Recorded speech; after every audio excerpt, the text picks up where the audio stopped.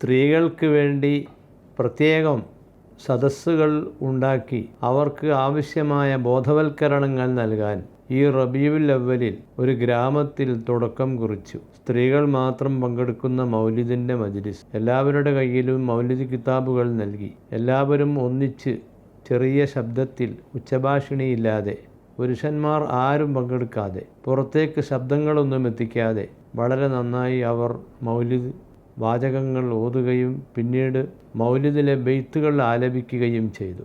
അന്നത്തെ അവരുടെ ഭക്ഷണം പുറമേ നിന്ന് ഓർഡർ ചെയ്ത് കൊണ്ടുവന്നു അത് കഴിക്കുകയും ചെയ്തു. എല്ലാ സ്ത്രീകളും ഒരു വീട്ടിൽ ഒരുമിച്ച് കൂടെയായിരുന്നു.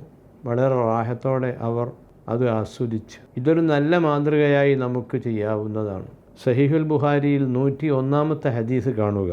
അബൂ സയ്യിദുൽ ഖുദ്രിയിൽ നിന്ന് റിപ്പോർട്ട്. സ്ത്രീകൾ തിരുനബി സല്ലല്ലാഹു അലൈഹി വസല്ലമയോട് ചോദിച്ചു, ഗലബന അലൈക റിജാൽ, പുരുഷന്മാർ ഞങ്ങളെക്കാൾ മുന്നിലെത്തുന്നുണ്ട്. ഫജ്അൽ ലനാ യൗമൻ മിൻ നഫ്സിക്, അതുകൊണ്ട് അങ്ങയുടെ വിലയേറിയ സമയങ്ങളിൽ നിന്ന് ഞങ്ങൾക്കൊരു ദിവസം തരണം. നബി സല്ലല്ലാഹു അലൈഹി വസല്ലമ അവർക്ക് അനുവദിച്ചു കൊടുത്തു. ഇമാം ബുഖാരി പറയുന്നു, ഫവഅദഹുന്ന യൗമൻ, ഒരു ദിവസം അവർക്ക് വാഗ്ദത്തം ചെയ്തു. ആ ദിവസം അവിടുന്ന് വരികയും അവർക്ക് ഉപദേശങ്ങൾ നൽകുകയും അവരോട് സതുപദേശങ്ങൾ അവർക്ക് നൽകുകയും ചെയ്തു. ഫക്കാന ഫീമാ ഖാല ലഹുന്ന, അന്ന് പറഞ്ഞ ഒരു പ്രധാനപ്പെട്ട ഉപദേശം, നിങ്ങളിൽ നിന്ന് ആർക്കെങ്കിലും 3 കുട്ടികൾ മരണപ്പെട്ടു പോയിട്ടുണ്ടെങ്കിൽ, അങ്ങനെ മരണപ്പെട്ട സംഭവങ്ങളുണ്ട്, ശ്രദ്ധയിൽപ്പെട്ടിട്ടുണ്ട്, അവർക്കൊരു സന്തോഷം അറിയിക്കുന്നു. ആ കുട്ടികൾ അള്ളാഹുവിൻ്റെ വിധി പ്രകാരമാണ് പരലോകത്തേക്ക് പോയത്, നിങ്ങൾ ക്ഷമിക്കുക. എന്നാൽ ആ ക്ഷമയുടെ കാരണം കൊണ്ട് ഇല്ലാ കാന ലഹ ഹിജാബം മിനന്നാർ, അവർക്ക് നരകത്തിൽ നിന്ന് രക്ഷ ലഭിക്കും.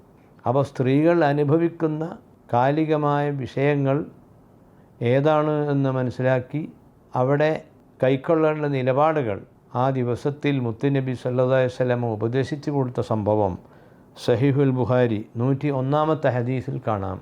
ഇവിടെ നാം മനസ്സിലാക്കേണ്ടത്, പുരുഷന്മാർ ഒരുമിച്ച് കൂടുന്നു, മൗലിദ് ഓതുന്നു, സ്ത്രീകൾ ഭക്ഷണമുണ്ടാക്കി കൊടുക്കുന്നു. ഈ ഒരു രീതിയിൽ നിന്ന് ചിലപ്പോഴൊക്കെ ഒരു ചെറിയ മാറ്റം, സ്ത്രീകൾ മാത്രം മൗലിദ് ഓതുന്നു, പുരുഷന്മാർ ഇടകലരുന്നില്ല. ഇത്തരം വേദികൾ ഇസ്ലാമിക ശരീഅത്തിന് വിരുദ്ധമല്ലാത്ത രൂപത്തിൽ സംഘടിപ്പിക്കുകയാണെങ്കിൽ നമ്മുടെ പ്രിയപ്പെട്ട സഹോദരിമാർ ബിദ്അത്തുകാരുടെ ക്ലാസ്സുകളിലും മറ്റും പോകുന്നത് തടയാൻ കഴിയും. ഇതൊരു തുടക്കമായി നമുക്ക് കാണാവുന്നതാണ്. റബീഉൽ അവ്വൽ പുരുഷന്മാർക്ക് മാത്രമുള്ളതല്ല, സ്ത്രീകൾക്ക് കൂടെ ഉള്ളതാണ്. ശരീഅത്ത് അനുവദിക്കുന്ന രൂപത്തിലുള്ള ക്ലാസ്സുകളും പരിപാടികളും ഓരോ ഗ്രാമത്തിലും നമ്മുടെ സംഘടനകൾ, മദ്രസ മുഅല്ലിമീങ്ങൾ അവർക്ക് സംഘടിപ്പിച്ച് കൊടുക്കുകയാണെങ്കിൽ അത് വളരെയധികം ഉപകാരപ്പെടും. അല്ലാഹു തആല ഖൈറായത് ചിന്തിക്കാനും നടപ്പിൽ വരുത്താനും നമുക്ക് തൗഫീഖ് നൽകട്ടെ. അസ്സലാമു അലൈക്കും വറഹ്മത്തുള്ളാഹി വബറകാതുഹു.